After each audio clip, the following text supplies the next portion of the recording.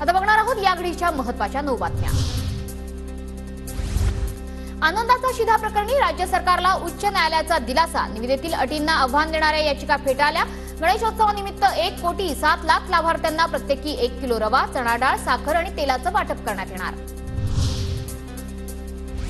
Ghatkopar hoarding दुर्घटनेप्रकरणी Mumbai पोलिसांकडून अतिरिक्त प्रतिज्ञापत्र दाखल। आपल्याला बेकायदा ताब्यात ठेवल्याच्या भिंडेंच्या दाव्याला उच्च न्यायालयात पोलिसांकडून खंडन। होर्डिंग दुर्घटना प्रकरणातील मुख्य साक्षीदार अर्शद खान अद्याप एसआयटीच्या हाती लागलेला नाही। मुंबई पोलीस कोर्टात जाण्याची शक्यता। पोलीस अर्शद खानला फरार घोषित करण्याची मागणी करणार। सेट परीक्षेचा बहुप्रतीक्षित निकाल जाहीर। राज्यभरातून 7,273 विद्यार्थी उत्तीर्ण।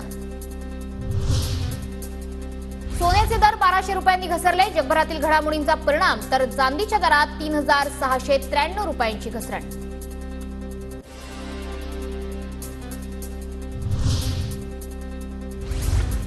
अमेरिकेतील मंदीच्या चिंतेने भांडवली बाजारातील सेन्सेक्स निफ्टीची तीव्र घसरण। डॉलरच्या तुलनेत रुपया 37 पैशांनी घसरला।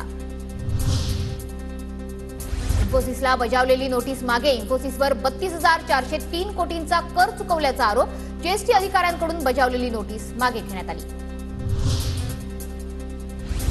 अभिनेता सलमान खानच्या घरावरील गोळीबार प्रकरणी गुन्हा करताना लॉरेन्स बिश्नोईच्या आयुष्याच्या प्रभावाखाली होतो। आरोपी विकी गुप्ताचा जामिनासाठीच्या अर्जात दावा। दिल्लीतील कोचिंग सेंटरच्या तळघरात विद्यार्थ्याच्या मृत्यूची सर्वोच्च न्यायालयाकडून गंभीर दखल।